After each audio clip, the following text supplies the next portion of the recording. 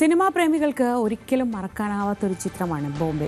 ഇത്ര വർഷങ്ങൾക്കിപ്പുറവും നമ്മുടെയൊക്കെ മനസ്സിൽ അതിലെ ഓരോ ഫ്രെയിമും ഉണ്ട്. ആ ഫ്രെയിമുകളെ അതിമനോഹരമാക്കിയത് കേരളത്തിലെ ചില ഭാഗങ്ങൾ കൂടിയാണ്. ആ സിനിമയുടെ ഓർമ്മകളുമായി അണിയറ പ്രവർത്തകർ ബേക്കൽ കോട്ടയിലെത്തി. 30 വർഷങ്ങൾക്ക് ശേഷമാണ് ചിത്രത്തിൻ്റെ അണിയറ പ്രവർത്തകരായ മണിരത്നവും മനീഷ കൊയ്രാളയും രാജീവ് മേനോനും അതേ ലൊക്കേഷനിലെത്തിയത്. മന്ത്രി മുഹമ്മദ് റിയാസിനോടൊപ്പമാണ് സംഘം ബേക്കൽ കോട്ടയിലെത്തിയത്. 3 പതിറ്റാണ്ട് മുൻപ് ബോംബെ എന്ന സൂപ്പർ ഹിറ്റ് ചിത്രത്തിൽ ഷൈല ബാനുവായി പകർന്നാടിയ കോട്ടകൊത്തളങ്ങളിൽ മനീഷ കൊയ്രാള വീണ്ടുമെത്തി.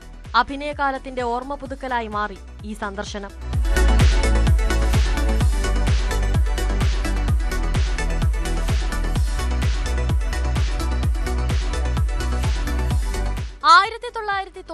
ിൽ പുറത്തിറങ്ങിയ ചിത്രത്തിന്റെ സംവിധായകനും രചയിതാവുമായ മണിരത്നവും ഛായാഗ്രാഹകൻ രാജീവ് മേനോനും 30 വർഷത്തിനു ശേഷം വീണ്ടും അതേ ലൊക്കേഷനിലെത്തിയപ്പോൾ വേറിട്ട അനുഭവമായി മാറി.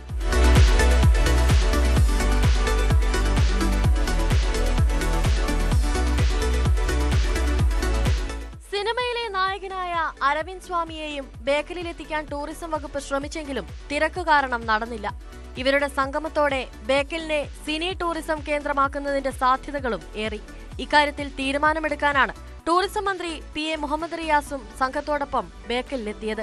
ബേക്കൽ കോട്ടയ്ക്ക് പുറമെ തളങ്കരയിലും ബോംബെ സിനിമയുടെ ചിത്രീകരണം നടന്നിരുന്നു. ബോംബെ പോലെ ഉറുമി, മായാനദി, മധുര നൊമ്പരക്കാറ്റ്, പ്രണയവിലാസം തുടങ്ങിയ ഹിറ്റ് സിനിമകളിലെ രംഗങ്ങളും ബേക്കലിൽ ചിത്രീകരിച്ചിരുന്നു.